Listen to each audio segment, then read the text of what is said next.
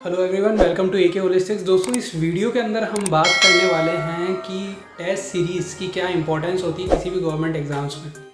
देखिए, कोई भी गवर्नमेंट एग्ज़ाम हो सकता है, be it UPSC, be it CGL, SSC CGL हो सकता है, आरआरबी के एग्ज़ाम हो सकते हैं, या फिर गेट हो सकता है, कोई भी एग्ज़ाम हो सकता है। देखिए, अगर आप टेस्ट सीरीज़ को पहले लेते हैं, मान लीजिए आपने प्रिपरेशन अभी स्टार्ट ही की है, लेकिन अब क्या हो रहा है कि आप प्रोक्रेस्टिनेट कर रहे हैं बेसिकली कि मतलब मैं कल से कर लूँगा, और जो है टेस्ट सीरीज़ को जो है टाले जा रहे हैं। तो होगा क्या दोस्तों का, आप एक कॉम्पिटिटिव एग्ज़ाम के लिए बैठने वाले हो।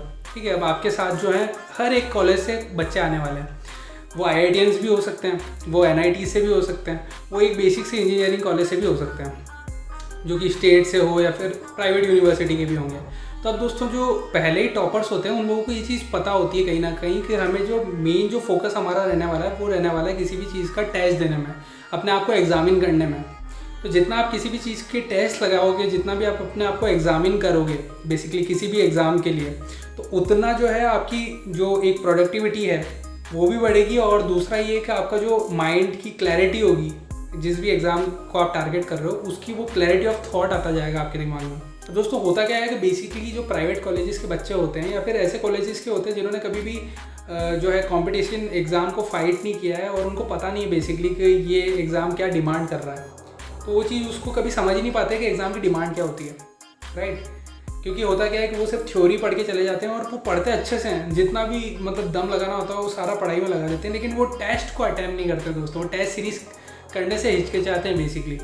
और जितना वो हिचक बढ़ती जाती है ना दोस्तों, जितना वो प्रोक्रेस्टिनेट करते हैं किसी भी चीज़ को करने से, उतना ही वो एक तरीके से पीछे होते जाते हैं और ये चीज़ उनको पता भी नहीं लगती है, एग्ज़ाम आ जाता है। तो अब दोस्तों क्या करना है बेसिकली, इसका एक सबसे पहले तो जो है एक फियर होता है, एक इनर्शिया होता है कि यार मुझे टेस्ट से डर लग रहा है। क्यों? क्योंकि मैंने अभी तक इतनी प्रिपरेशन नहीं करी है, इतना जो है मुझे अच्छे से नॉलेज नहीं है अपने सब्जेक्ट के ऊपर, इतनी होल्ड नहीं है। तो उनको ऐसा एक बीच में एक लगेगा कि यार मेरे को जो है अच्छे से आता ही नहीं है, तो मैं भी कहाँ से टेस्ट लिख दूँ। देखिए, ये चीज़ नॉर्मल है, लेकिन अगर आप जो टेस्ट लिखोगे या फिर अगर आप पुराने पेपर्स को ही अगर उनके क्वेश्चंस को आप अटैम्प्ट करने की कोशिश करोगे, तो आपको पता चल जाएगा कि एग्ज़ाम का पैटर्न क्या है, किस तरीके से क्वेश्चन पूछे जा रहे हैं, उनकी डिमांड्स क्या है। अब ऐसा तो है नहीं कि आपने 2-3 क्वेश्चन अटैम्प्ट करे और आपको पता लग गया। आपको पूरा एक पेपर अटैम्प्ट करना होगा और उस तरीके से अटैम्प्ट करना होगा जिस तरीके से एग्ज़ाम के दिन में आपको अटैम्प्ट करना है एक्चुअली, राइट। तो जो एक पर्टिकुलर टाइम फ्रेम है उसको भी आपको ध्यान में रखना है और उसी तरीके से जो है आपको सिर्फ एक बार जो है अटैम्प्ट करके देखना है। उससे होगा क्या दोस्तों, आपको ये क्लैरिटी ऑफ थॉट आ जाएगा कि यार कैसे ये एग्ज़ाम की मेरे को तैयारी करनी है आगे जा करके, कि इस एग्ज़ाम की बेसिकली डिमांड क्या है। तो मैं जो है बेसिकली लेफ़्ट में जा रहा हूँ और एग्ज़ाम जो है मतलब क्लियर मेरा होगा राइट में जाने से। मुझे जाना राइट में था, नहीं मैं लेफ़्ट में जा रहा हूँ। तो ये क्या होता है दोस्तों का, अक्सर आइडेंटिफाई होता ही नहीं बच्चों को, और सिलेबस इतना रहता है किसी भी गवर्नमेंट एग्ज़ाम का, तो वो उसी में खोए रहते हैं, वो सिलेबस को पूरा कंप्लीट करने में लगे रहते हैं, लेकिन जो मेन जो काम है उसको कर ही नहीं पाते हैं। वो क्या है, वो टेस्ट सीरीज़ है दोस्तों। तो अब मैं ऐसा नहीं कह रहा हूँ आपको पहले ही दिन जो है किसी भी एक कोचिंग की टेस्ट सीरीज़ खरीद लेनी है। आपको क्या करना है कि पहले जो पुराने क्वेश्चंस आते हैं उनको एक बार देखिए और ट्राई करिए, राइट। एक बार बस एक ट्राई करके देखिए कि यार मतलब किस तरह के क्वेश्चन पूछ रहे हैं और मेरी जो अभी जो बिना तैयारी की कैपेबिलिटी क्या है, मैं किस तरीके से उन एग्ज़ाम को अटैम्प्ट कर पा रहा हूँ भी या नहीं। तो उससे होगा क्या दोस्तों का, आपको समझ में आ जाएगा कि आपका अभी लेवल क्या है, आपको कितना जो है और बिल्डअप करना है, उस पर कितनी आपको जो है और पकड़ बनानी है। और जितना आपको पता चलेगा, जितना आप टेस्ट अटैम्प्ट करोगे दोस्तों, 1 हो गया 2 हो गया, उससे आपको पता चल जाएगा कि किस टाइम फ्रेम में मेरे को इस एग्ज़ाम को बेसिकली करना है।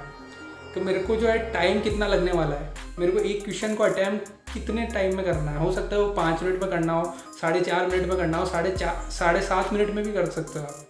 तो आपको पता हो जाएगा एक तरीके से कि यार 3 पेजेस जो है मेरे को 7.5 मिनट के अंदर लिखना है, यूपीएससी की अगर मैं बात करूँ तो उस तरीके से जो है आपको एक आइडिया मिल गया, एक रफ आइडिया मिल गया कि यार मेरे को किस लेवल की प्रैक्टिस करनी है, और उसी लेवल की जो है मैं तैयारी करूँगा। तो अब मैं एक्स्ट्रा कंटेंट पे फोकस नहीं करूँगा ज़्यादा, राइट। आपको पता चल गया है कि मेरा प्रिपरेशन लेवल किस मेथड पे मेरे को जो चलना है आगे जा करके, कौन सा मेथड मेरे को अपनाना है, ना कि जो है सिर्फ पढ़ते रहना है। क्योंकि दोस्तों कितना पढ़ोगे आप, एक लिमिट होती है एक ह्यूमन माइंड की, आप चाह करके भी उस लिमिट से ज़्यादा नहीं जा सकते हो दोस्तों। आपकी एक पर्टिकुलर लिमिट है और उसी टाइम फ्रेम में आपको पढ़ना होगा, उसी टाइम फ्रेम में जो है आपको उन क्वेश्चंस को अटेम्प्ट करने होंगे, उससे ज़्यादा आप नहीं कर सकते हो, राइट। अब होगा क्या दोस्तों कि अगर आप उसको प्रोक्रेस्टिनेट करते रहोगे तो मैं कल से करूँगा, परसों से करूँगा टेस्ट सीरीज़, या 2 महीने बाद करूँगा, या जिस दिन जब एग्ज़ाम आएगा उसी दिन से चालू कर दूँगा, तो ये तो एक तरीका नहीं हुआ ना दोस्तों। आपको करना क्या होगा कि पहले आइडेंटिफाई कर लो कि कितने गहरे पानी में आप हो, उसके ऊपर बिल्ड ऑन करो। आप एक्स्ट्रा कंटेंट पढ़ने में लग जाओगे, वो कंटेंट कभी आपको वहाँ पे यूज़ ही नहीं कर पाओगे आप उसको। फिर ये चीज़ का जो रिग्रेट होगा दोस्तों आपको कि मैंने इतनी पढ़ाई की और मेरे को टाइम ही नहीं मिला, मेरे को अपॉर्चुनिटी नहीं मिली उसको यूज़ करने की। तो जब अपॉर्चुनिटी मिलेगी नहीं आपको उस कंटेंट को यूज़ करने की, जो कि एक्स्ट्रा कंटेंट होने वाला है, तो आपको मतलब क्या उस चीज़ को पढ़ने से।